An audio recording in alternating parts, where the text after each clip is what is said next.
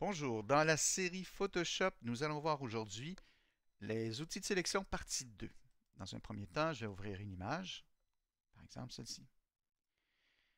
Un des outils de sélection qui peut être aussi pratique, c'est la baguette magique que l'on va retrouver dans le menu ici dans la palette flottante. Alors, cette baguette magique nous permet de sélectionner un pixel et des pixels qui ont la même valeur à peu près dans l'image. Alors, si je clique dans mon image, vous voyez, il a sélectionné une espèce de grande partie qui a à peu près la même valeur en pixels. Si je clique ailleurs, la même chose, ou ici. Si je tiens Shift enfoncé, ben, il va prendre les autres sélections au fur et à mesure que vous les prenez. Donc, il va prendre plus de pixels d'à peu près la même nature de ce que vous sélectionnez.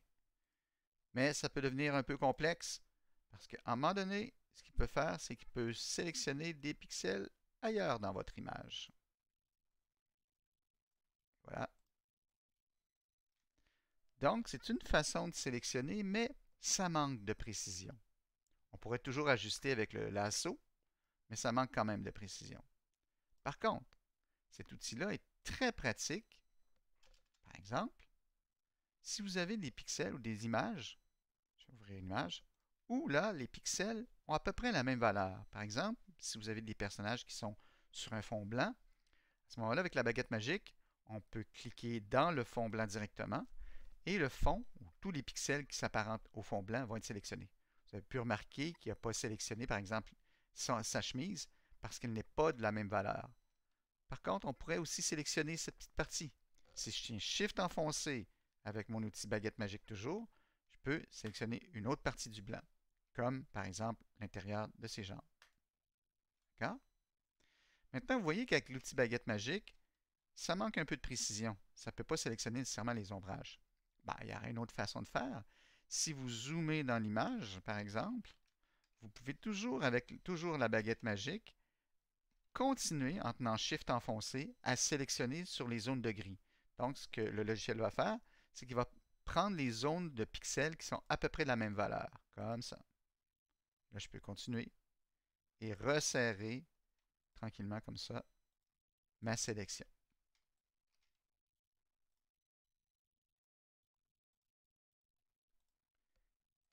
À peu près comme ça. Vous voyez, par contre, il n'a pas sélectionné l'intérieur ici, là, de ces lacets. Alors, on peut toujours, avec la baguette magique, en tenant Shift enfoncé, continuer à sélectionner des zones d'à peu près la même valeur de pixels. Là, vous allez me dire, oui, mais j'ai tout sélectionné mes personnages. Alors, ce qu'il faut que je fasse à ce moment-ci, puisque j'ai sélectionné l'extérieur, c'est-à-dire les blancs, je peux venir sous Sélection et faire Invertir. Ce qui va se passer, c'est qu'il va faire le contraire de la sélection que vous venez de faire. Alors, puisque le blanc est sélectionné, je vais sélectionner Invertir. Et là, c'est mes personnages qui vont être sélectionnés. Par contre, vous allez me dire, oui, mais je veux avoir seulement le personnage de gauche. À ce moment-là, ce que je peux faire, je vais prendre mon outil de sélection carré. En tenant Alt enfoncé, je peux désélectionner, oups, excusez-moi, je peux désélectionner une partie ici de ces personnages. Vous avez vu, j'ai tenu Alt enfoncé, pardon, et j'ai sélectionné la partie que je ne voulais plus. D'ailleurs, quand vous sélectionnez, quand vous êtes sur l'outil de sélection, vous pouvez voir que quand vous tenez Alt enfoncé, il va y avoir un petit moins sous le plus. Et si vous tenez Shift enfoncé, il va y avoir un petit plus. Le plus vous permet de sélectionner autre chose en plus de la sélection que vous avez. Et le moins vous permet de soustraire cette sélection. Maintenant que mon personnage seul est sélectionné, je peux faire Édition, Copier, Édition, Coller, pour le coller dans la même image.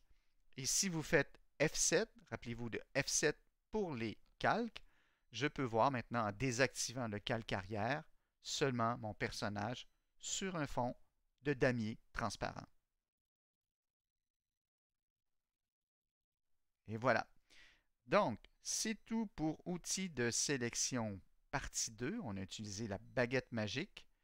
Si vous avez aimé, abonnez-vous à ma chaîne. Si vous avez des questions, n'hésitez pas. Alors, je vous remercie.